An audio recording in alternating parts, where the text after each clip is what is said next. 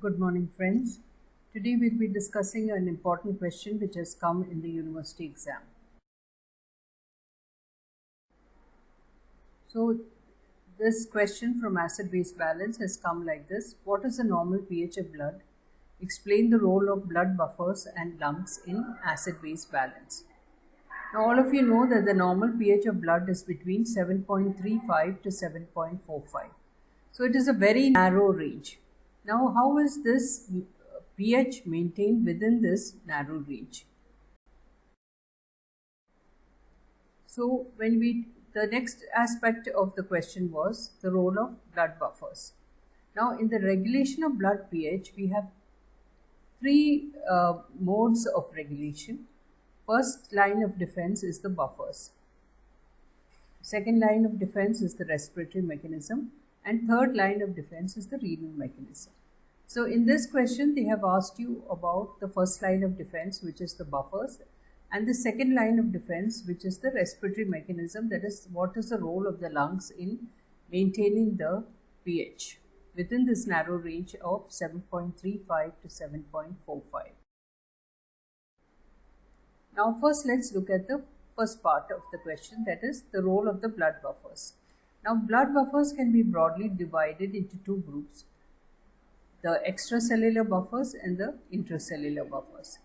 The major extracellular buffer, please remember, is the bicarbonate buffer. And the other buffer which is also present extracellularly is the protein buffer. The major intracellular buffer is the phosphate buffer, and in addition to that we also have the hemoglobin buffer. Now I have already discussed in my acid-base balance part 1, the video which I had sent. I had discussed in detail the role of different buffer systems. Now I'll just take up briefly the role of each of these buffers. Firstly, the bicarbonate buffer. As I told you, this is the very important buffer system in the plasma, and it accounts for around 65% of buffering capacity. Now please remember, the base constituent in the bicarbonate buffer is bicarbonate and is regulated by the kidney and is known as the metabolic component. The acid part of the buffer is carbonic acid, and this is under respiratory regulation. The ratio of bicarbonate to carbonic acid in blood is as 20:1. Has got a very high alkali reserve. What is an alkali reserve? It is represented by the bicarbonate concentration in the blood which has not combined with any strong volatile acid. So this buffer is very important because it has a very high alkali reserve, and this is to meet the high acid load, that is the amount of acid which is being produced in the body. If the alkali reserve is low, or the ratio between the bicarbonate and carbonic acid is only 1, then what happens? This buffer would be exhausted within a very short time, and the buffering will not be effective. So under physiological circumstances, the ratio of 20:1, that is a high alkali reserve, ensures high buffering efficiency against the acid load of the body. The second buffer, which is very important intracellularly, is the phosphate buffer. So phosphate concentrations are higher intracellularly and within the kidney tubules. It has only a very low concentration in extracellular fluid, and therefore it is not very important as an extracellular buffer. Now the ratio of HPO4 minus to H2PO4 minus is as 4:1 in the case of the phosphate buffer. That is at a plasma pH of 7.4. Now the third important buffer is the protein buffer. Now proteins, as you know, are made up of amino acids. So because they are made up of amino acids, proteins contain dissociable acidic groups and basic groups, that is COOH and NH2 group. So as you can see here, if the medium becomes alkaline, the amino acid acts as an acid and releases hydrogen ions. That is, if the pH rises, the amino acid will act as an acid and release hydrogen ions. On the other hand, In acidic medium, the amino acid acts as a base and will absorb hydrogen ions. The other buffer which is important intracellularly is the hemoglobin buffer system. So this is the only intracellular buffer system with an immediate effect on the pH, the extracellular pH, and it helps prevent major changes in pH when plasma PCO2 is rising or falling. Now this figure explains very nicely what do you mean by the chloride shift. So through cellular metabolism, you see in the figure on the left, you find that during the process of cellular metabolism, carbon dioxide is produced. This carbon dioxide then enters into the erythrocytes and it combines with water in the presence of carbonic acid to form H2CO3. Okay, this carbonic acid then breaks down to give rise to H plus ions and bicarbonate ions. So this bicarbonate ion will now diffuse out of the erythrocytes into the plasma, and to maintain electrical neutrality, what happens for each bicarbonate ion which is going out of the red blood cells of the erythrocytes, a chloride ion will come in, and this is known as the chloride shift. Okay.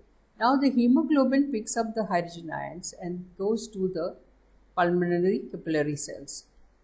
And what happens at the lungs is exactly the opposite. The H plus ions will now combine with bicarbonate to form carbonic acid. The carbonic acid will then break down to give rise to carbon dioxide and water, and carbon dioxide is then expelled out from the lungs.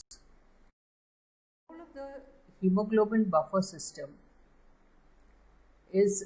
can be explained like this, that is, the carbon dioxide diffuses across the RBC membrane, no transport mechanism is required, and as carbonic acid dissociates, the bicarbonate ions will diffuse out of the plasma in exchange for chloride ions, which I told you is the chloride shift.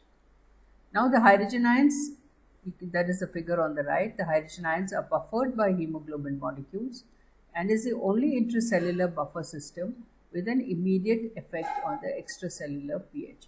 It helps prevent major changes in pH when the plasma PCO2 is rising or falling.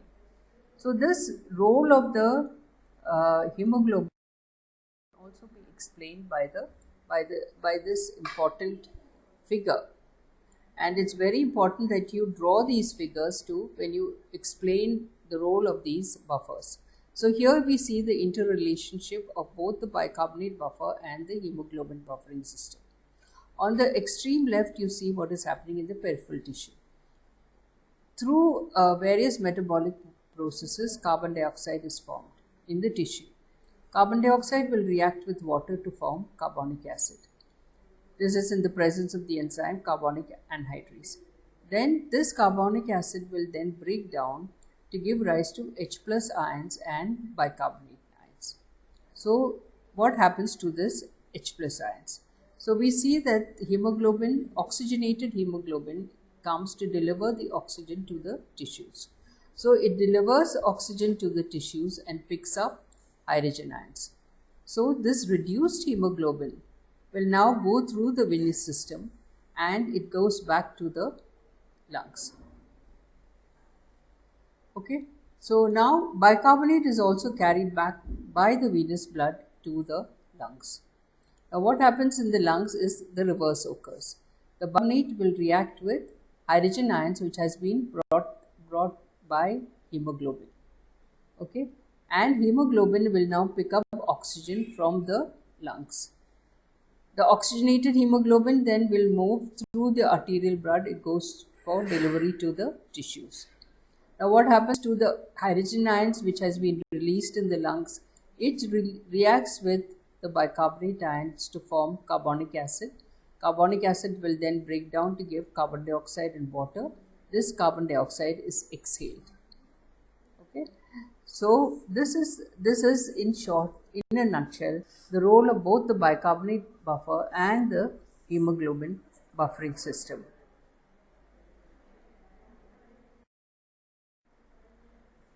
The role of buffering system is in regulating body pH is only limited.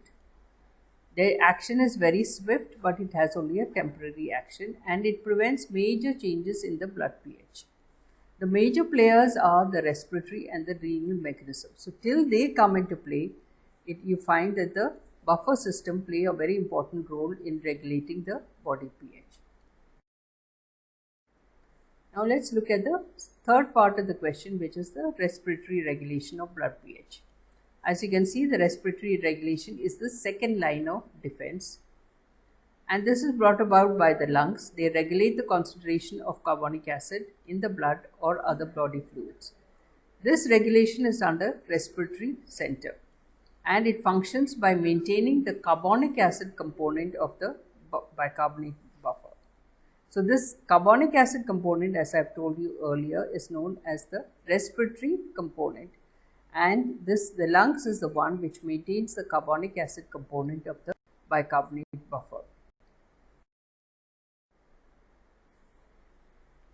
So this is a very important physiological buffering system for regulating the acid-base balance. When the plasma pH increases, that is when there is hypercapnia, you have deeper and more rapid breathing, which expels more carbon dioxide. And in this way, the hydrogen ion concentration is reduced.